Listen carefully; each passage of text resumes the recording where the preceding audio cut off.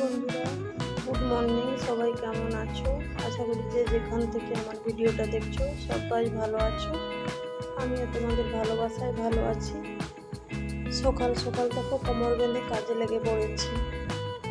চলো আবারও ওয়েলকাম জানাচ্ছি নতুন একটা ভিডিওর সাথে। সবাই পুরো ভিডিওটা সাথে থেকো।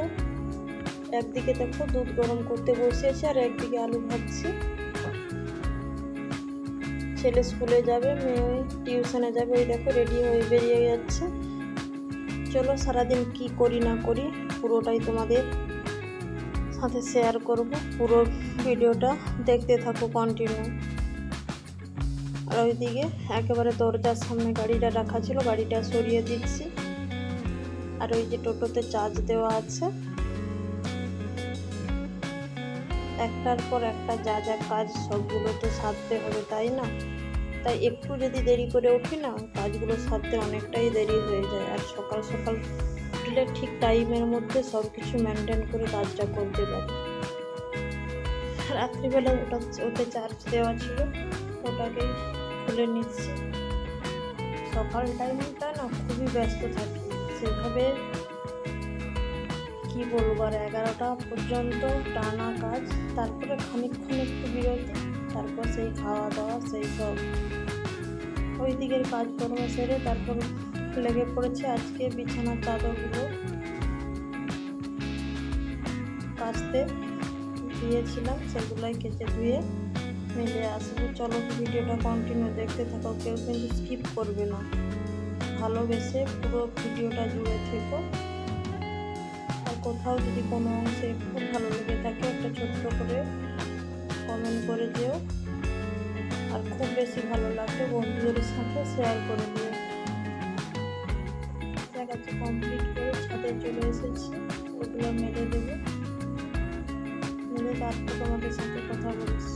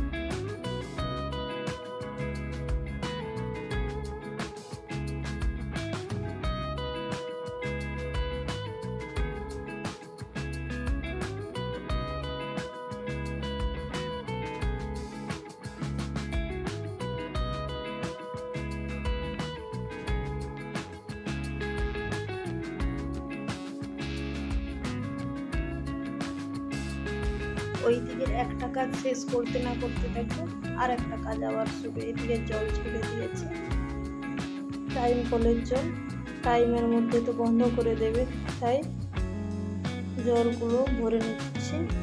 ওইদিকে জল ভরার কাজ কমপ্লিট করে স্নান সেরে চলে এসেছি পুজো দেবো ফুল তুলতে।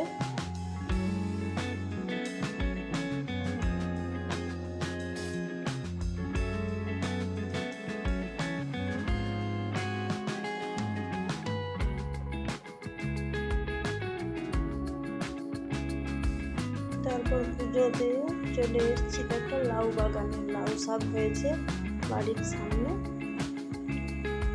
লাউ শাকগুলো কেটে নেব।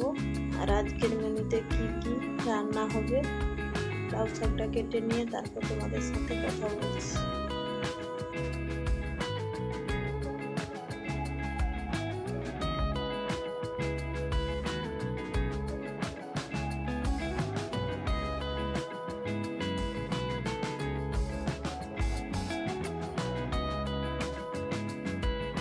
লাউ শাক কেটে নিয়ে চলে এসছে। আর এইদিকে দাদা ভাই বাজার এনেছে দেখো।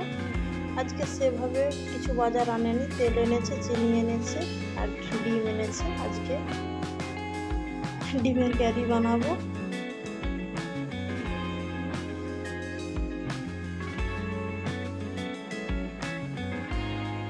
ওইদিকে দেখো সমস্ত সবজিগুলো কেটে নিয়েছে। ওইদিকে আলু বেগুন আলাদা করে কুটেছি। আর এইদিকে দেখো লাউ শাকটা আলাদা করে কেটেছি, যেহেতু নরম একসাথে দিলে না সেদ্ধ বেশি হয়ে যাবে। ওইদিকে ডিম আলুটা সেদ্ধ করতে চাপিয়েছি। আর এইদিকে দেখো বিচা কলা, ওগুলো ভাজবো। আর এইদিকে চালটা নিয়ে নিয়েছি। চলো, ডিমগুলো সেদ্ধ হয়ে গেছে, ডিমগুলো একে একে এবার ছাড়িয়ে নেব। আমার যেহেতু ব্লগ চ্যানেল, তাই সারাদিন কি করি না করি সেটাই তোমাদের সাথে সবসময় তুলে ধরার চেষ্টা করি।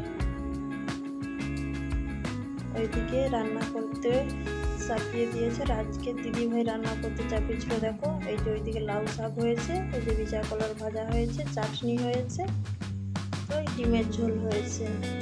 একজন ডিম ভেজে ঝোল খাবে, তার জন্য একটা ভেজে ঝোল করেছে। আর সবার জন্য দেখো সেদ্ধ করে ঝোলটা বানিয়েছি। তারপর দুপুরের খাওয়া দাওয়া সবাই দেখো খেতে বসে পড়েছে। আর আজকে সবাই কিন্তু পাতাতে খাচ্ছে। পাতাতে খাওয়ার মজাটাই আলাদা, তাই না বলো বন্ধুরা? তোমাদের কার কার পাতাতে খেতে ভালো লাগে কমেন্ট করে জানিও কিন্তু। তারপর দুপুরের খাওয়া দাওয়া সেরে বিকালবেলা টিফিনে চলে এসেছি। আর আজকে বিকালের টিফিনে বানাবো চাউমিন। ভিডিও পুরোটাই আর তোমাদের সাথে শেয়ার করলাম না। চাউমিনগুলো আমার ভাজা হয়ে গেছে। তারপর রাত্রের মেনুতে পরোটা হবে আর আলু ভাজা হবে। যেহেতু বিকালবেলা চাউমিনটা বানানোর জন্য উনুন ধরিয়েছিলাম, ভাবলাম আবার রাত্রিবেলা রান্না করব, সেই উনুনেই পরোটাগুলো ভেজে নিচ্ছি। আর আলু ভাজা তো আগে থাকতে হয়ে গেছে। আজকে ডিনারের মেনুতে রয়েছে আলু ভাজা, পরোটা আর চাউমিন। ছেলেমেয়েরা তো চাউমিন খালে আর পরোটা সেভাবে খাবে না। ভিডিওটা বিশেষ বড় করছি না। ভিডিওটা এ পর্যন্ত এতক্ষণ ধরে মহামূল্যবান সময় দিয়ে পুরো ভিডিওটা জুড়ে থাকার জন্য সবাইকে অনেক অনেক ভালোবাসা। সবাই ভালো থেকো, সুস্থ থেকো, নিজের খেয়াল রেখো। Tata, bye, good night.